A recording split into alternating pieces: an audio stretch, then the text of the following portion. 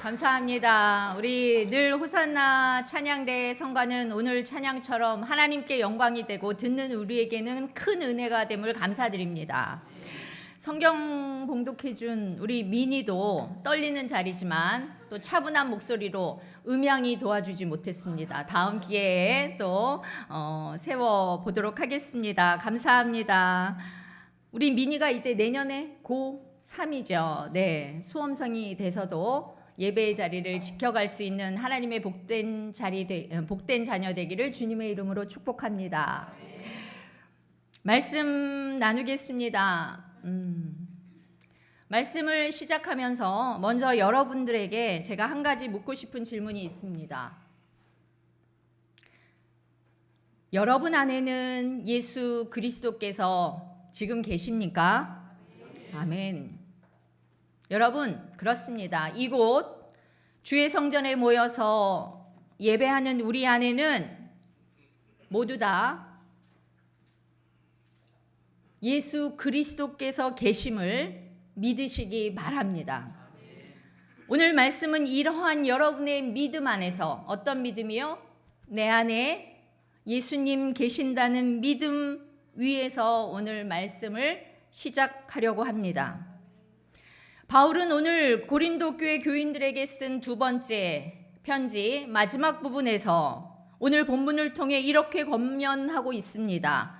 다 함께 봉독하겠습니다. 한 목소리로 읽습니다. 시작.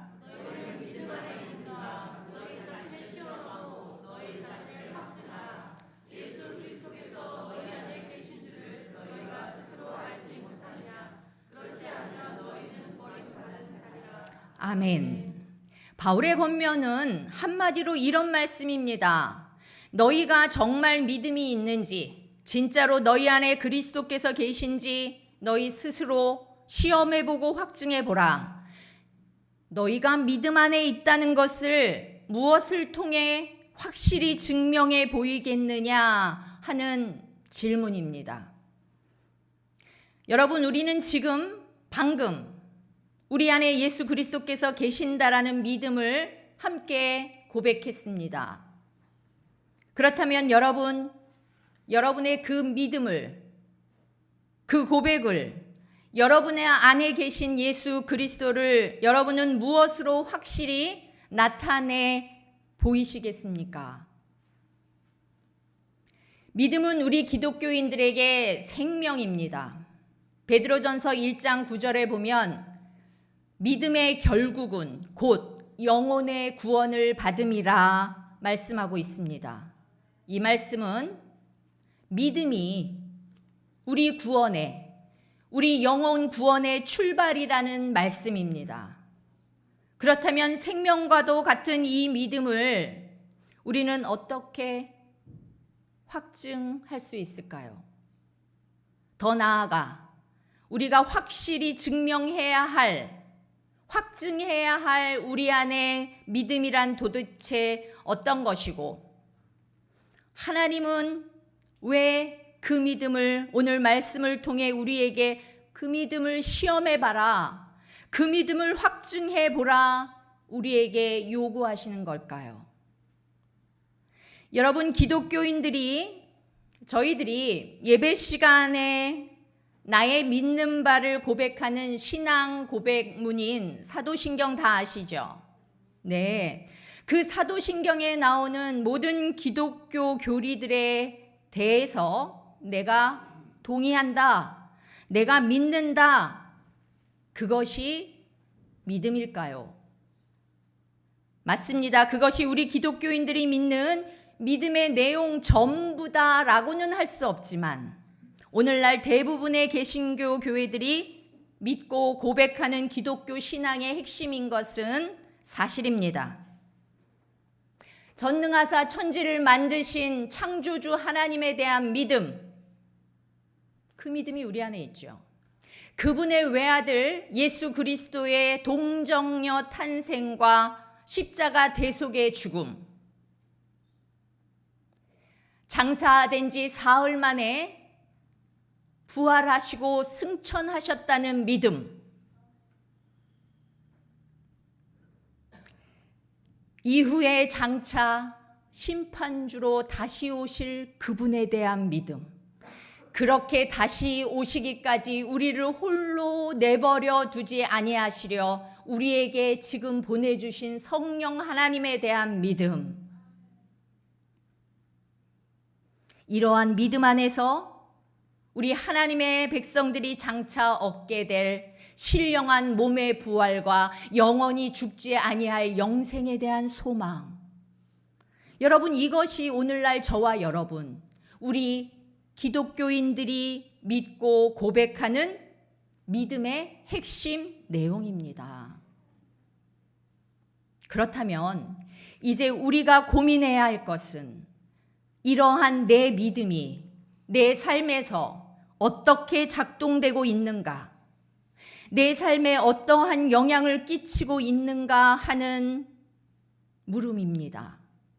다시 말해서 창조주 하나님, 날 구원하신 예수 그리스도, 지금도 나와 함께 하시는 보혜사 성령님에 대한 그 믿음이 내 삶에 지금 어떠한 모습으로 드러나고 나타나고 증명되고 있는가 하는 질문입니다. 목사님, 굳이 그 믿음을 증명하고 보여줄 필요가 있겠습니까? 그냥 그저 내 마음에 굳게 믿고 있으면 되는 거 아닐까요? 하시는 분이 있다면 죄송합니다. 그것은 믿음이 아닙니다. 신념도 아닙니다. 왜냐? 인간은 자기의 신념조차도 행동을 통해 증명하고자 하는 것이 인간이기 때문입니다. 여러분, 주말이나 공휴일이 되면 매일같이 여러분 광화문에 가보십시오. 자신의 정치적인 신념을 관철하기 위해 피켓 들고 확성기 들고 데모하는 많은 사람들을 보십시오. 자신의 정치적 신념, 한낱 인간의 신념조차도 이렇게 행동으로 나타내려고 하는데, 전능하신 창조주 하나님에 대한 우리 안에 믿음이 보여질 필요도 나타낼 필요도 없다? 그렇지 않습니다. 야고보서 2장 7절 말씀입니다. 행함이 없는 믿음은 그 자체가 죽은 것이라. 그렇습니다. 우리의 믿음이 보여지고 나타나지 않는다면 그 믿음은 죽은 믿음인 것입니다. 그러므로 여러분, 믿음은 항상 움직이게 마련입니다. 한 걸음 앞으로 나아가 성장하는 믿음이든 다시 돌이켜 퇴보하고 심지어는 넘어지는 믿음이든 항상 믿음이란 방향성과 운동성을 지닙니다. 그렇기 때문에 이러한 믿음은 늘 세상과 부딪힐 수밖에 없습니다. 당연한 거 아닙니까? 하나님을 믿는 믿음의 사람이 하나님 없이 돌아가는 세상 속에서 어떻게 부딪히지 않을 수 있겠습니까? 그렇습니다. 믿음은 세상이 가는 방향과 항상 다른 방향을 향해 가기 때문입니다. 그러므로 여러분, 만약 우리의 믿음이 이 세상 속에서 그 어떤 곳에도 제약을 받지 않는다면, 다시 말해서 우리의 믿음이 이 세대의 흐름과 세상에 요동치는 풍조와 이 문화에 그 어떤 저항도 갈등도 없이 내 믿음이 아주 편하게 그렇게 세상 풍조에 함께 갈 수 있는 믿음이라면 그것은 진짜 믿음이 아닐지도 모릅니다. 그러므로 기독교인이 자기 안에 예수 그리스도가 계심을 믿는 사람이 하나님 없이 돌아가는 세상을 살아가면서 아무 불편함이 없다? 그 믿음은 다시 점검해 보아야 합니다. 여러분 중에는 이렇게 말하는 분들이 있을지 모르겠습니다. 목사님, 저는요, 제 믿음 때문에 세상 사람들과는 다른 분별된 삶을 살아가고 있습니다. 주일이면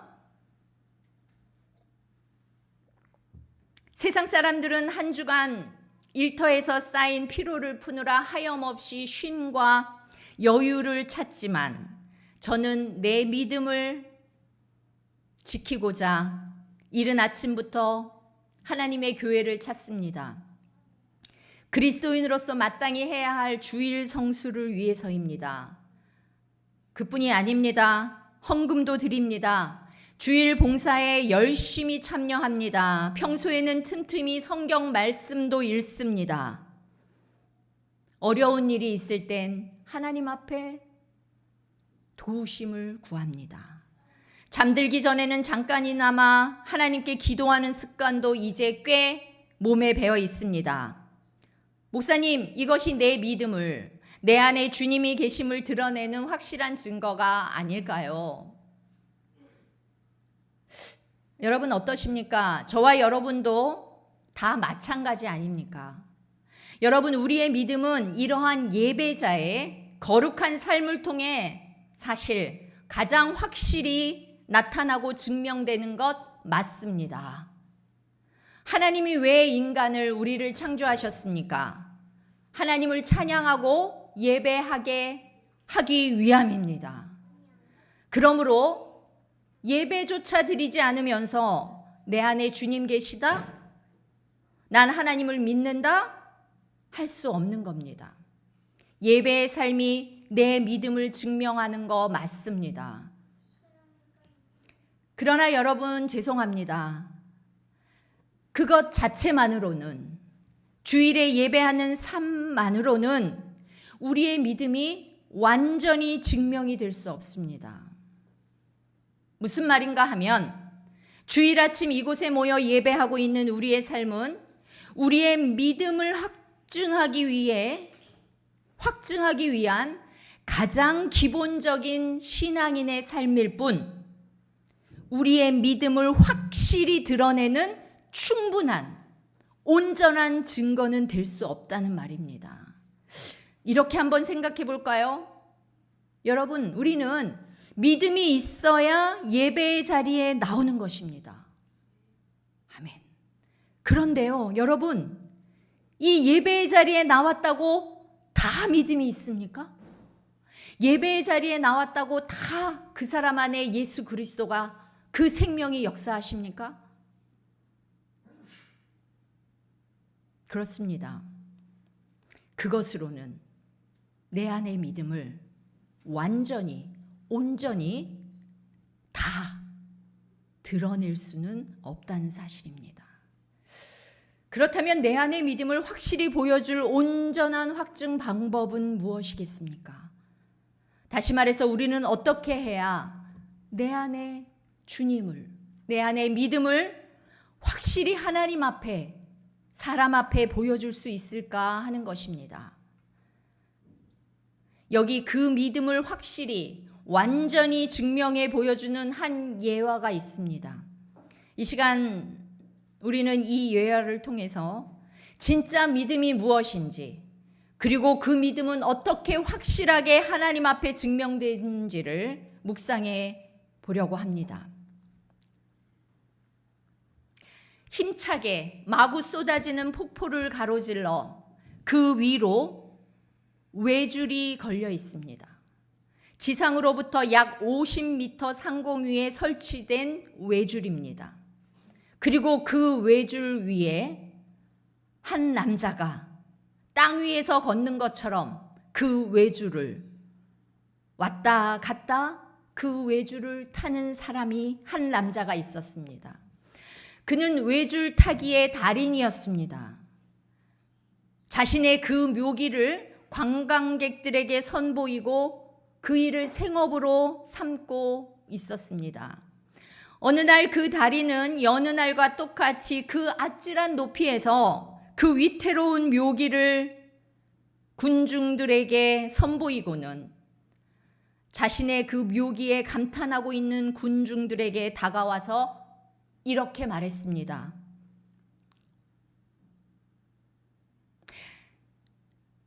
여러분, 이제 내가 이번에는 한 사람을 업고 외줄타기를 할 텐데 내가 성공할 수 있을 것이라고 믿습니까? 라고 물어보았습니다. 그러자 모든 군중들이 그렇다. 당신은 외줄타기 달인이다. 당신은 한 사람을 업고서라도 저 외줄 위를 안전하게 걸어갈 수 있다고 우리는 믿는다 하면서 박수치며 소리쳤습니다. 그렇습니다. 그 군중들은 방금 전까지도 그가 여러 번 무거운 짐을 메고 외줄 타는 것을 보았기 때문입니다. 그 분야에서는 최고의 달인이라는 것을 알고 있었기 때문입니다. 그러자 그 달인은 자기의 묘기에 힘껏 박수치는 한 관광객 남자에게 다가가서 이렇게 말을 걸었습니다. 당신은 내가 사람을 등에 업고 외줄타기로 이곳을 건널 수 있다고 믿는다고 하셨죠? 그러자 그 남자는 네, 그렇습니다. 당신은 분명 성공할 수 있을 겁니다. 라고 힘주어 대답했습니다. 그러자 이 외줄타기 남자가 그 남자에게 다시 말을 건넵니다. 그럼 이제 내 등에 업히십시오. 내가 당신을 업고 이 외줄을 탈 테니 내 등에 업히십시오. 여러분 같으면 업히시겠습니까? 이 말을 들은 이 남자는 어떻게 했을까요? 네, 물론 이 남자는 고개를 설레설레 흔들며 겸연쩍은 웃음으로 뒷걸음쳐 물러갔습니다. 그 옆에 사람도 다 하나같이 뒷걸음질 칠 뿐이었습니다. 그의 성공을 믿는다고 다 함께 박수치며 큰 소리친 그 자리에 있던 모든 다른 군중들도 결국 마찬가지였습니다. 믿는다고만 했지 정작 그 외줄타기 남자 등에 업힌 사람은 그 많은 군중 중에 한 사람도 없었습니다. 분명히 사람들은 그 달인이 한 사람을 업고서라도 저 외줄타기를 성공할 것이라고 믿었습니다. 그러나 아무도 그 믿음대로 그 달인의 등에 업히는 사람은 없었습니다. 그렇게 외줄타기 달인은 한참을 자기 등에 업힐 사람을 계속 찾고 있었습니다. 그때 어느 한 사람 나서는 이가 없어서 모두들 난감해 하고 있을 때 마침내 그 달인의 등에 업히겠다고 천천히 다가오는 한 사람이 눈에 보였습니다. 작은 소녀 아이였습니다. 그 소녀는 다가와서 서슴없이 내가 당신의 등에 업히겠다고 떨리는 목소리로 말했습니다. 이 외줄타기 남자는 한동안 그 소녀를 그윽한 눈으로 바라보고는 왈칵 그 여자아이를 안고 눈시울을 적셨습니다. 그 아이는, 그 소녀는 바로 다름 아닌 이 외줄타기 남자의 하나뿐이 없는 딸이었습니다. 그렇습니다. 이 딸은 자신의 아빠가 당연히 한 사람을 업고 그 높이 매달린 외줄 위를 안전하게 건널 수 있다는 것을 믿었습니다. 그리고 그 믿음을 그녀는 아빠 등에 업히는 것으로 보여주었습니다. 바로 아빠를 믿는 딸의 믿음이 확실히 증명되는 순간입니다. 여러분, 진짜 믿음은 이런 것입니다. 50m의 아찔한 높이를 눈으로 보면서도 아슬아슬 끊어질 듯한 외줄의 위험천만한 현실을 눈으로 보면서도 아빠 등에 업혀가는 힘, 이것이 바로 진짜 믿음입니다. 여러분, 우리의 믿음은 바로 이러한 상황 속에서 비로소 증명되는 것입니다. 그런데요, 여러분, 우리가 여기서 자칫 놓쳐서는 정말 안 될 가장 중요한 사실이 하나 있습니다. 이 소녀가 그 당시에 많은 사람들 앞에서 아빠 등에 업힐 때 말입니다. 이 소녀는 그 어떤 걱정도 두려움도 의심도 없었을까요? 한치의 의심과 갈등, 두려움이 그 소녀에게, 그 딸에게 없었겠느냐라는 것입니다. 저는 그렇지 않다고 생각합니다. 그렇지 않았을 것이라고 저는 생각합니다. 이 딸은요, 아무리 아빠를 믿고 있었다 해도, 그래서 그 위험한 상황에서도 아빠의 등에 업히기로 결심했다고 해도 그 당시 그녀의 눈앞에는 여전히 아찔한 높이 위에 매달려 있는 낡고 흔들리는 외줄이 보였을 것입니다. 그렇게 그 딸은 자기의 눈앞에 펼쳐진 위험천만한 현실을 인지하고 두려웠고 무서웠고 그리고 한없이 망설였을 것이 분명합니다. 바람이 세차게 갑자기 불면 어쩌지? 이 외줄은 너무나도 오래되어 많이 낡고 삭았는데 정말 괜찮을까? 얼마나 많은 갈등과 의심과 두려움이 그 당시 그 소녀의 마음 안에서 요동했을지 여러분 짐작이 가지 않습니까?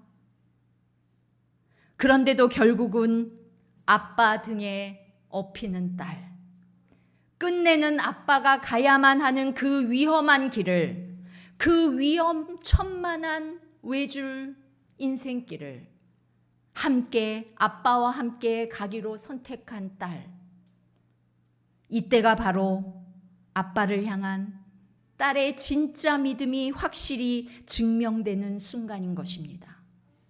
만약에 이 딸이 여러분 아무것도 두려워하지 않고 아무 갈등과 의심도 없이 기계적으로 인간 로봇처럼 AI처럼 순종 모드로 작동되듯이 아빠 등에 업히는 결정을 바로 내렸다면, 만약 정말 그렇게 쉽게 아빠 등에 낼름 올라탔다면 그것이 정말 믿음이었을까요? 그것이 정말 순종이었을까요?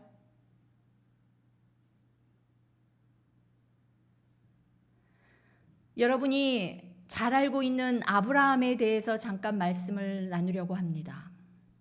아브라함은요, 100세에 얻은 아들 그 이삭을 하나님께서 제물로 바치라 라고 하셨을 때 그저 묵묵히 이른 새벽 그 아들을 제물로 바치고자 어린 아들을 깨워서 모리아 산에 오릅니다.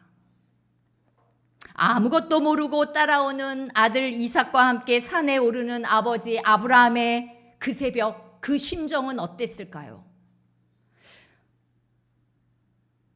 네, 하나님 알겠습니다. 주신 분도 하나님이요, 취하신 분도 하나님이시니 죽이시든 살리시든 다시 내게 그 약속 지키실 것을 내가 믿습니다. 순종하겠습니다. 그렇게 아버지 아브라함은 그 어떤 번민과 고통 없이 산에 올라서 그 아들을 제물로 붙들고 그 아들을 향해 칼을 들 수 있었을까요? 저는 그렇지 않았을 것이라고 생각합니다. 아브라함은요, 자기 인생 가운데 그때야말로 가장 큰 고통의 시간, 가장 큰 번민의 시간들을 보내야만 했을 것입니다. 아니, 가장 큰 배신의 아픔을 겪고 있었을지도 모릅니다. 하나님 이게 도대체 말이 됩니까? 하나님이 나한테 어떻게 이러실 수가 있습니까? 정말 이러셔도 되는 겁니까? 나의 씨를 통해 내 후손을 바다의 모래같이 하늘의 별과 같이 그렇게 번성하게 하신다고 철떡같이 약속해 놓으시더니 이제 와서 그 아들을 잡아 제물로 바치라고요? 왜 이러십니까? 왜 저한테 이러십니까?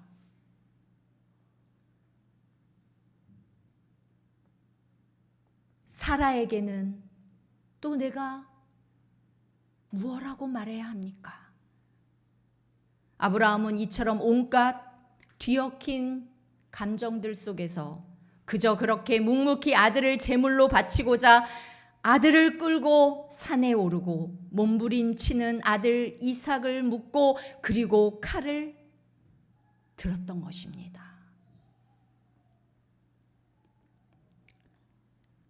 믿음은 이런 것입니다. 신뢰는 이런 겁니다.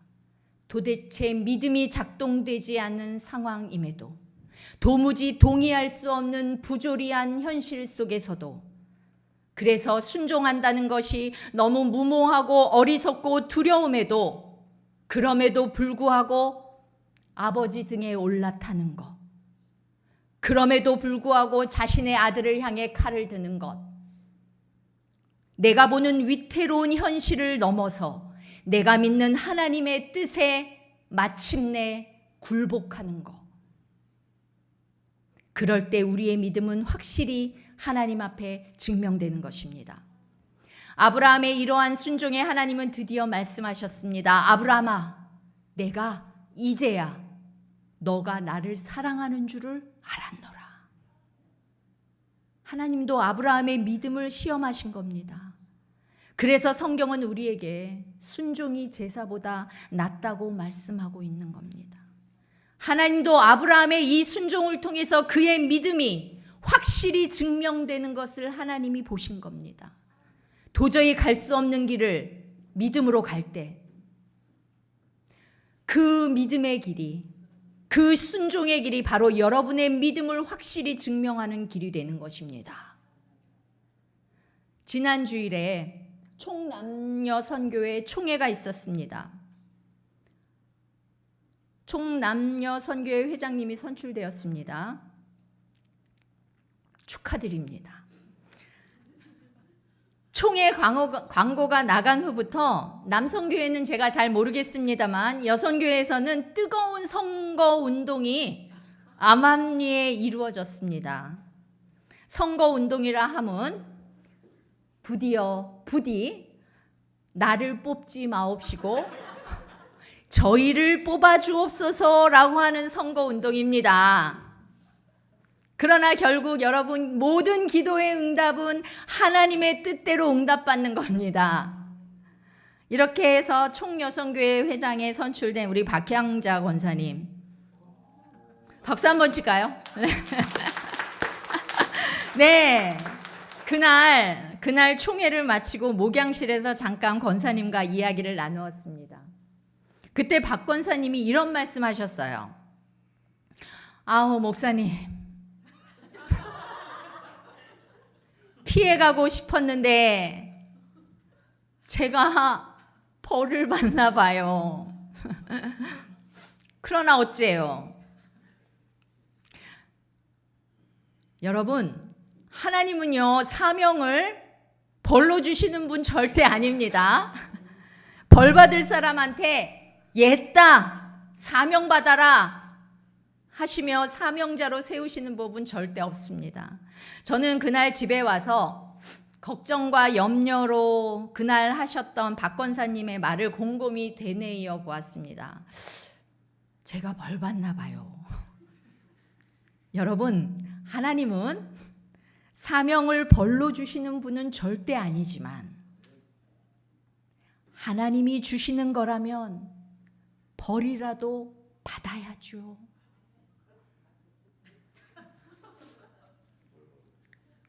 벌이라도 받아야지요 하며 순종의 한 걸음 내딛는 우리 박 권사님의 그 믿음에 저는 그날 큰 감동을 받았습니다. 여러분, 우리 안에 믿음은 이렇게 확실히 증명되는 겁니다. 내 안에 예수 그리스도, 그분의 뜻이라면 힘들고 두려워 피해가고 싶은 길이라도 주님, 내 안에 계신 주님과 함께 가라신 그 길 걸어가겠습니다. 내 손 잡아 주옵소서 하며 한 걸음 한 걸음 내딛는 그 순종을 통해 여러분의 믿음은 비로소 확증되는 것입니다. 그럴 때 우리 하나님은 여러분에게 말씀하실 것입니다. 아무개 권사야, 내가 이제야 너가 나를 사랑하는 줄 알겠노라. 모쪼록 우리 박향자 권사님과 또 총남성교회 회장 임원으로 선출되신 우리 정규준 권사님, 홍종훈 권사님, 그 임원들의 순종을 통해서 우리 구주교회 남녀선교회가 더욱 하나님의 영광이 되는 구주교회 되기를 주님의 이름으로 축원합니다. 그렇습니다. 마무리하겠습니다. 내가 믿음 안에 있는가? 내 안에 그리스도가 계신가? 스스로 확증할 수 있는 가장 확실한 방법은 내가 할 수 없는 일을 하나님이 하라 하실 때, 그 거룩한 부담이 내 안에 느껴질 때, 내가 지고 싶지 않는 십자가를 지라고 하실 때, 그 피하고 싶은 길을 가라고 하실 때 내가 과연 어떤 길을 향하고 있는가를 보면 되는 겁니다.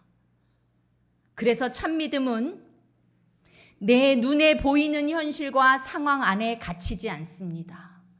보이는 대로 행하지 않고 믿음으로 행하는 것입니다. 고린도후서 5장 7절 말씀 띄워주십시오. 한 목소리로 읽습니다. 시작.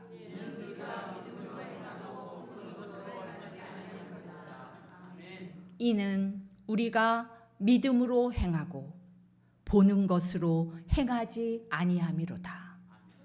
사랑하는 여러분, 지금 여러분의 눈은 어떤 현실이 보이십니까? 늘 불안하고 버거운, 두렵고 위태로운 길이 보이십니까? 여러분, 결단코 여러분의 눈에 보이는 것에 여러분의 인생을 맡기지 마시기 바랍니다. 이 시간 제가 간절히 소망합니다.